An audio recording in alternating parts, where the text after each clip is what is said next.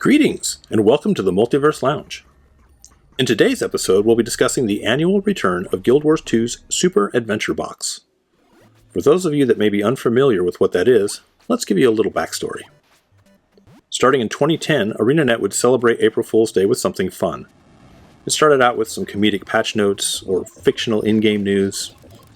However, in 2013, an announcement came for a new retro gaming experience called Super Adventure Box. It was a news page, as well as a full-blown 80s-style throwback commercial. You can find a link to that commercial in our episode description below. Of course, everyone thought it was ArenaNet's normal April Fool's prank, but turns out the joke was on us. One of the developers at the time, Josh Foreman, had been secretly working on creating this content in his spare time, and much to the delight of the players, it was available in-game. Your character spoke with Moto and Asuran, and will be transported to a virtual world that pays homage to 8 and 16-bit gaming platforms, complete with creatures and bosses to defeat, power-ups and baubles to collect, abilities to unlock, and all to a glorious retro game soundtrack. You start in a hub that allows you to choose your world and zone.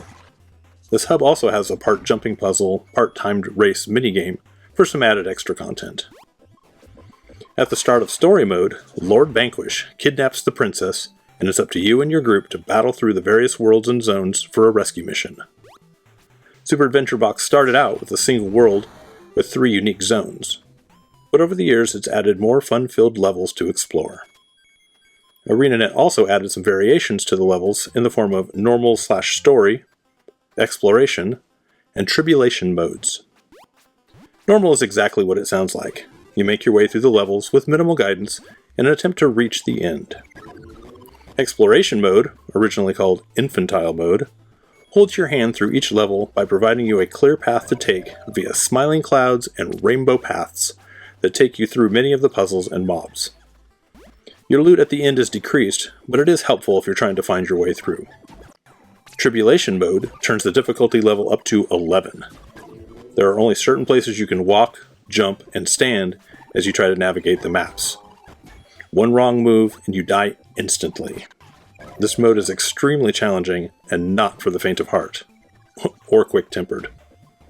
This year, Super Adventure Box is back. It was rebranded as the Super Adventure Festival a few years ago, but this year with a new test level in World 3 and new rewards. The Guild Wars 2 webpage reads, "It's time for the most pixelated party in Guild Wars 2, the Super Adventure Festival." Moto has once again opened the doors to his virtual world, inviting players to jump, battle, and collect a treasure trove of new and returning rewards. Moto has also opened a new, partially submerged, test zone for early access. Super Adventure Festival ends May 5th. Check out the full release notes on the official forums, or log into Guild Wars 2 now and check your in-game mail for an invitation to the Super Adventure Festival. Double-click the invitation item to teleport instantly to the Super Adventure Box near Magustin Court Waypoint in Radassoum. A range of retro rewards is newly available.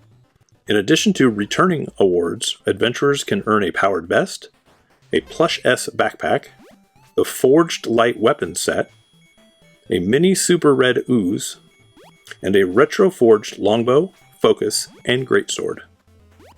New homestead decorations, including the Super Rapids Flowing Water and Super Rapids Plateau, have also been added. So the full release notes are as follows. Moto's world-renowned Super Adventure Box returns again. Explore 2 worlds, and 2 test zones, of excitement, peril, and educational entertainment to earn holographic weapons and a variety of loot. Travelers can visit the Super Adventure Box in Radassoum. Temporary portals have been placed in each major city to facilitate easy travel to the scenic hub of Asuran culture. The World 3 Test Zone has been expanded. Test Zone 2 is now available for players who have completed the original Test Zone, which is now labeled Test Zone 1. Delve deeper into the watery caverns and explore ancient ruins. Moto reminds players that the test zones are presented as is for the enjoyment and education of progeny and will be improved upon in later releases. Complete the festival's meta achievement, Annual Super Adventure Box Nostalgia, to earn a new powered vest armor. Last year's reward, the Powered Boots, is now available from the Super Adventure Box traders. The new Forged Light Weapon Set is now available, reprised from the Retro Classic Hard Light Weapon Set. You'll receive your choice of a weapon by progressing the Super Adventure Box Nostalgia Meta Achievement, and you can earn additional choices through weekly Super Adventure Box achievements. The Super Rainbow Cloud Weapon Set is now available from the weekly Super Adventure Box vendors. Everyone's other favorite dragon, Plush S, is now available in backpack form from the Super Adventure Box vendors.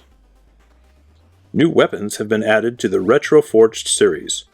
You can purchase these weapons directly from a festival vendor or find them as a rare drop in Super Loot Bags. New Super Adventure Box themed guild decorations have been added. Turn your hall into the mountainous riverside gateway of your dreams. Super Adventure Box music can now be unlocked for your homestead. Your first completion of each zone will have a chance to drop a soundtrack single featuring music from Super Adventure Box. These records can also be purchased from festival vendors or traded with other players. Special objectives are available in the Wizard's Vault to earn extra astral acclaim as you enjoy the festival. A number of Super Adventure Box related bugs have been fixed to ensure a safe education for all heroes. Festivities begin on April 14th and continue until May 5th at noon Pacific Time. So, if you'd like a fun visit to the glory days of console gaming, visit Radasum, the capital city for the Asuran race in-game, and visit Moto near the Magustan Court Waypoint, and get to rescuing that princess. Additional patch notes for non-Super Adventure Box content is as follows. In the last several expansions, creatures have been given additional health to account for increased player damage. With the balance changes in this update, we are reducing the health of most enemies in Guild Wars 2 End of Dragons, Guild Wars 2 Secrets of the Obscure, Guild Wars 2 Janther Wilds, and Guild Wars 2 Visions of Eternity expansions. In addition, we're making more significant adjustments to the bosses in the Silent Surf, Lonely Tower, and Kinfall fractals. We will be monitoring the effects of the balance changes and will make further adjustments if needed. We've updated the text in the Wizard Vault container previews to avoid covering the button used to close the window. Fixed an issue that blocked gourmet training progress for chefs when varietal seeds had been previously acquired on their account. Fixed an issue that could rarely cause players to only receive 3 daily Wizard Vault objectives in addition to the log-on objective. Updated the text in the first-time pop-up for fashion templates to better reflect current system functionality. In the open world, we've reduced the enemy difficulty and decreased the speed of Inquest success in the Defeat the Inquest to prevent them from capturing the Ley Energy Coalescence events. In dungeons, we've updated the corrosive light globe puzzles in the ruined city of Ara dungeon to allow players to throw corrosive light directly into the globe. For raids, a new vendor has been added in the Lion's Arch Aerodome and contains rewards from raid encounters that were previously only accessible in raid encounter hubs. This vendor includes an option to convert blue prophet crystals to magnetite shards. Salvaging Ascended rewards from raid encounters can now yield magnetite shards, bringing the result in line with those from Raid Wing rewards. Removed the encounter timer from Greer, the Blightbringer, in the Mount Briar raid encounters normal mode and challenge mode. We will continue to monitor the encounter following the balance adjustment. Timers for down and out achievements have been increased. In World vs. World, waypoints were previously changed to always active at Objective Upgrade Tier 0 in keeps captured by the home team. They will now activate at Objective Upgrade Tier 0 in keeps captured by their spawn team. And Alpine Borderlands and Desert Borderlands garrisons are considered the spawn keeps for the home team on those maps. Keep and castle objectives will now stay contested while any inner gates and walls are destroyed. In Player vs. Player, Push has been added to the monthly variety tournament rotation. The first Push tournament will occur May 9th. Fix an issue that prevented the lock skills setting in custom arenas from properly locking all skills. In professional skills, below are the additions and changes to the balance preview notes we previously shared. The changes below supersede the preview notes. Under General, we have the Relic of the Steam Shrieker. Reduced the burning stacks from 2 to 1 in PvE only. Under the Elementalist, we want to note that we're following the community discussion about Elementalist weapon balance in PvE, particularly around the efficacy of Scepter. While we're not adjusting for this in today's update, it is on our radar to investigate and potentially address in a future update. Catalyst. Spectacular Sphere. Reduce the quickness duration from 2.5 seconds to 2 seconds in PvE only. Engineer. Equal and opposite reaction. Reduce the quickness and stability durations from 3 seconds to 2 seconds in PvP only. Mechanist. Jade Mortar. Increase the burning duration from 3 seconds to 6 seconds in PvE only. Amalgam. Willing Host. This trait now increases outgoing condition damage in PvE. New Genes. Reduce the alacrity duration from 6 seconds to 5 seconds in PvE only. Guardian. Furious Focus. This trait is unchanged. Dragon Hunter. Zealot's Aggression. This trait is unchanged. Big Game Hunter. This trait is unchanged. Willbender. Tyrant's Momentum.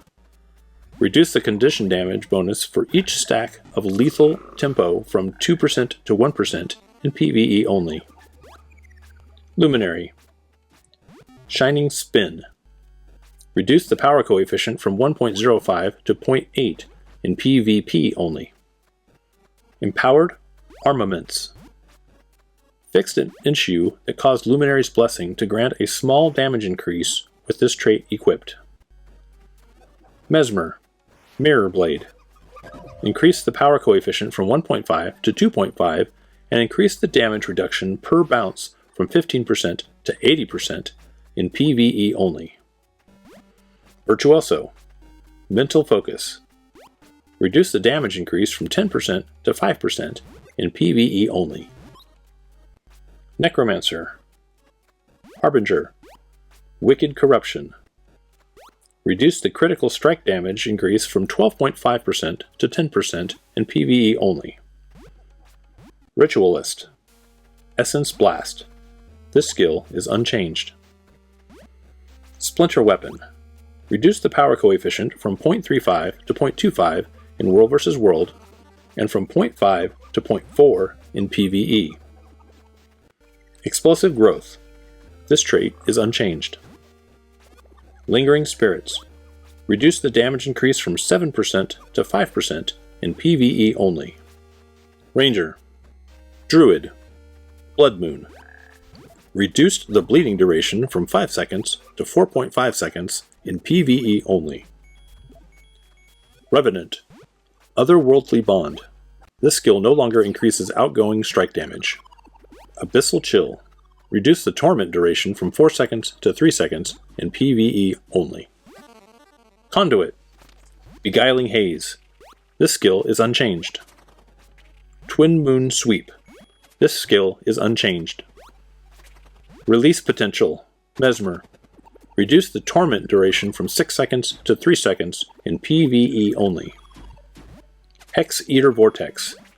Reduce the torment duration from 3 seconds to 1.5 seconds in PvE only. Enhanced Embodiment.